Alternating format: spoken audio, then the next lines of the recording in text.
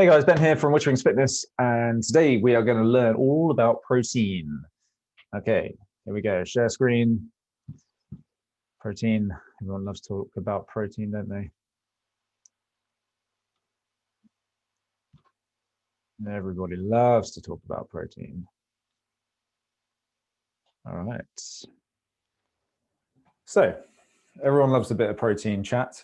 So here we go. All about protein. Hopefully this answers all of the questions that you might have about it. And if you have any at the end, please let me know. So what is it? Why do we need it? Build muscle, predominantly. Most people know that. Structures in our body are mostly built from protein, so fibers, ligaments, and all of our muscles are proteins. Hormone production, not something that we actually get told about much. So this is like hormones that are in your body that are responsible for making you feel hungry, for example. You've got enzyme production as well. So this one, breaking down certain things, all the different functions in your body that require enzymes. Immune chemicals, so also things around your immunity, also good for protein, and transport proteins, so moving things around your body. That's why we need it. How much do we need? Again, not quite a simple answer for that one, but essentially, based on your body size, your goals, and your preferences, the best sources might vary as well because of the intolerance and allergies that are out there. And if you're a plant-based eater, you might be, you've got to be a bit smarter. I'm a plant-based eater. I don't eat any vegetables. I don't eat any vegetables. I don't eat any meat at the moment. I stopped about a year and a half ago. I feel much better for it. So I am on the plant-based side, but I coach people who are not plant-based as well, and that's fine. It's not for everybody. But if you are working out what you need, then there's a little scale there. Tend to, somewhere between the 0.8 grams, no one should be down there, 1.2 up to 2, really, grams per kilogram. If you're a bit overweight, then stick to the lower end of the scale. If you're going over, there's very little evidence to suggest that there's going to be a problem. There's really, people have experimented up to 4.4 grams per kilogram. That's very excessive. No need really to do that. It's quite expensive to do that. But yeah, so round about there, and you can work that out by tracking what you eat in terms of the amount of proteins. So animal versus plant-based protein. So animal protein is a very good source of complete proteins. I'm not going to go into it all, but essentially you have amino acids in proteins. In an incomplete source of protein, it doesn't have some of those amino acids, but in a complete source, it has all of them. Some of them we need to ingest, some of them we make in the body, but some of them we need to ingest. We can't make them in the body, and that's why we need to be eating protein. So meat, complete source, or like eggs and things like that are complete sources. But if you're going to be eating more veggie, you just need to make sure you eat a variety of legumes, of beans and things like that, and different vegetables. You don't need to worry about it too much, but just have like an awareness of that, because it's good to combine your vegetable sources of protein and just not rely on one thing, is essentially the message there. So your veggie sources, they can be a little bit more difficult to absorb. I personally find it much easier to absorb. I feel cleaner eating vegetable sources of protein than I did when I was eating meat. But you might just need to focus on the protein a bit more if you're going to cut out the animal sources. The other benefit of that, massive benefit of going for more plant-based diet, is that you're going to get more micronutrients. So that's the vitamins and minerals. They're much more abundant in your veggies, obviously, than your meat or animal sources. So some benefits of a higher protein diet in general. Will help control your appetite, so it might stop some cravings. Easier to manage your your body fat content. Grow muscle, better for cardio health, better for building strength. Immune function improved, faster recovery. So those are some pretty good benefits of why you would want to eat a bit more protein, or make sure you are eating enough. The other people who need to be aware of, like, they need to eat more protein, people breastfeeding, your growth, people growing, kids, teenagers, health issues with protein absorption. No, you should probably know that if you have that issue. And as I've mentioned, plant-based eaters.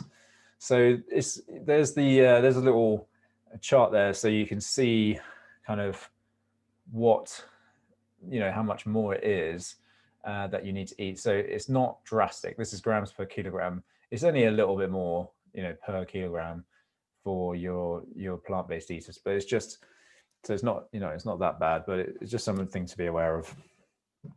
If you experience any of these issues, it might be because you're not getting enough protein.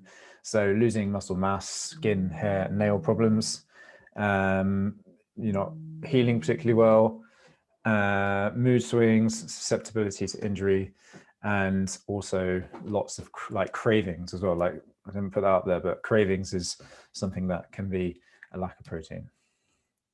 All right, then, how do we get it? You obviously got your lovely barbecue there. I don't eat that stuff anymore. I used to. Meat, fish, eggs, plant-based sauces, legumes. Loads of veggies have protein in them. Pulses, chickpeas, beans, nuts and seeds also have them, but they have higher amounts of fat. And we have supplements. We do not want to just rely on supplements straight off the bat. If you need to up the intake and you want to, you need a bit like an easier source, then supplements are good. But if you can't do it without supplements, then I think it needs to focus on eating real food before you go into supplementation. So there you go. You've got like a few options, things that, eat more protein sources here. Tempeh, I don't like that tempeh, but I haven't tried a nice one yet. Tofu is nice, from soy. Edamame beans, lentils and beans, they have quite high carbohydrate content as well. So, and they're fine, but just to be aware of that they also have carbohydrate in them, which is okay, we need that. Split peas and black-eyed peas. So these are like your main like veggie, fully plant-based source. If you're vegetarian, eggs are great, cultured cottage, cheese, yogurt, and if you're eating fish and shellfish, also good. Eat some, so things that are less great because maybe they've been a bit processed. So you have black bean burgers and things like that. It's a bit Americanized. I don't think we really eat some of these things here.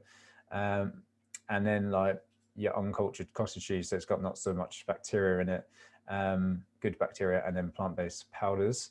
And then eat less, like it's still okay, but just kind of, these things highly processed, even though they're veggie, they are processed. They got oils, added salts and things like that. Most protein bars, I've got some pretty good ones, but again, it's still not real food. And if you're eating fish, then things like tuna, high mercury fish, heavy metals can be not so good. But again, they're okay, just not all the time. So don't eat tuna every day, for example, because you need to vary your diet. This is just a little quick comparison of different types of protein. Just kind of want to point out some things from here. So you've got soy, pea, rice, hemp, and a blend protein. Soy, like some positives, quite is good, but it's like a common allergen, much like some of the other animal ones. The EAA here is essential amino acids. So these are low. Often lysine is the particular amino acid, without getting too into it, is the particular one that's lacking in a lot of vegetarian diets or vegan diets. Yeah, but again, like, it's just got to try these things. If they don't sit well with you, then you can either take a test to find out, or you can just go, that doesn't sit well with me, I'm not going to eat it. Whey, casein, and egg whites, again, like common allergies. Not everyone can really digest it very well. I cannot digest egg or dairy very well, which is kind of why I started it. And I did a test and found out that actually it's not good for me. That's not to say it's bad for everybody at all. And these are your protein-rich foods that kind of contain a lot of carbohydrates as well. So if you're eating another thing to think about if you're going plant-based is you eat these carbohydrates for your carbohydrates, but you're also getting protein. And then, so you've got to think about it a bit more like that. So anything, again, most of this stuff's kind of processed. So it's like eat a bit less of that. And then your foods that are good in protein, but also higher in fat, it's your nuts and seeds generally. And what we got here, peanut butter, trail mix, because you can have a lot of extra carbohydrates in that. Soy hemp, there you go. Okay, if you're going to go and swap over plant-based, which I recommend trying, just be open-minded, give it a go for a while, see what happens. It's better for the planet, it's better for you, so it's not, it is good. I was very, very much a meat eater for many years before I did it, and I have no real interest in eating meat, again, which is weird because I used to love steaks and bacon sandwiches.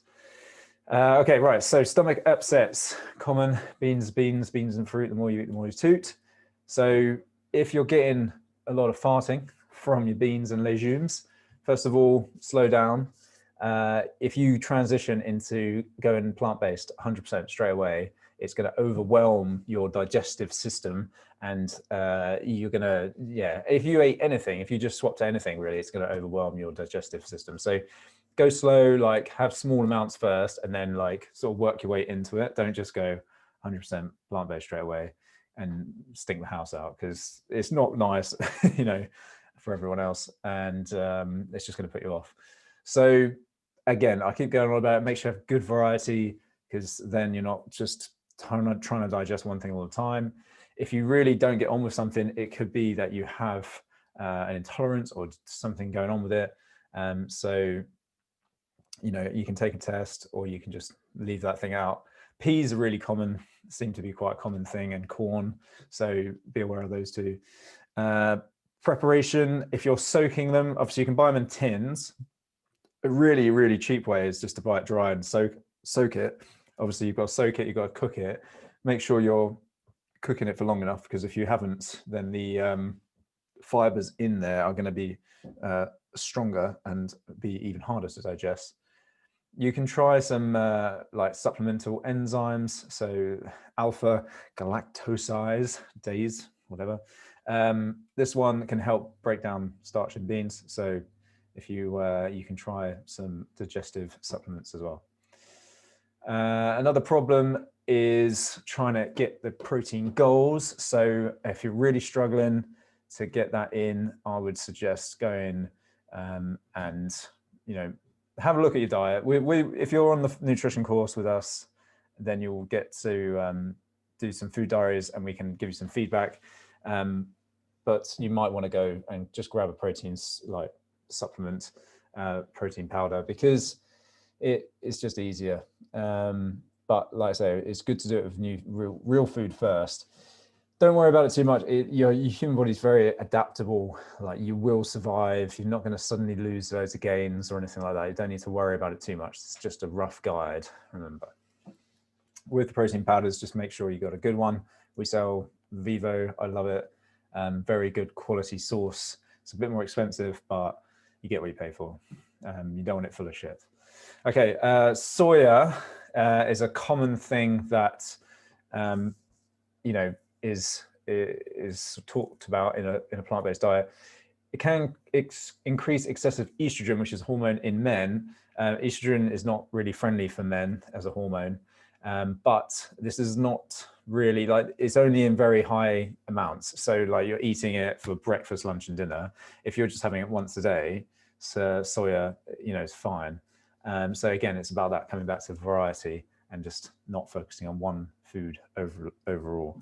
And again, it could be, soy could actually be difficult to digest for some people. It's a common one. Okay, you don't know how to eat or cook these things, just Google it, man. Learn some new stuff. I love cooking veggies, they're great. And you need to learn how to use herbs. You might not have ever cooked before. Just find one recipe that you like to do and you'll figure it out, okay? So that is all. If you've got any questions, then please let me know and I'll get back to you. Catch you later. Bye.